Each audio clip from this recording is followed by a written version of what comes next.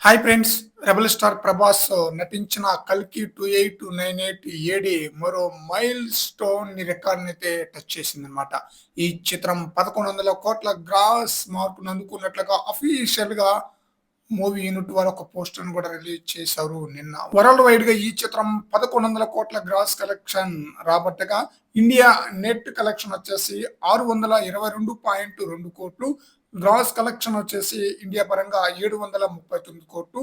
ఓవర్‌సీస్‌లో వచ్చేసి 272 కోట్లు. టోటల్‌గా ఈ చిత్రం 1100 కోట్ల గ్రాస్ మార్క్‌ని అందుకుని సంచలనమైన రికార్డ్‌నైతే క్రియేట్ చేసింది. వాస్తవంగా 4, 5 రోజుల క్రితమే ఇలాంటి పోస్టర్‌ని చూస్తామని చెప్పేసి అనుకున్నాను. బట్ కొంచెం డిలే అయిందని చెప్పాలి. 1100 కోట్లతో మరోసారి దుమ్ము దులిపేశాడు 'రెబెల్ స్టార్' ప్రభాస్. ఈ చిత్రం రిలీజ్ అయ్యి ఈ రోజుకి 30 రోజన్నమాట.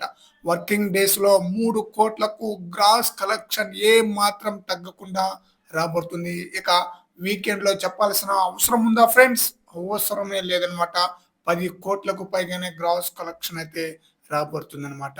ఈ చిత్రం రిలీజ్ అయ్యి ఈ రోజుకి 30 రోజు.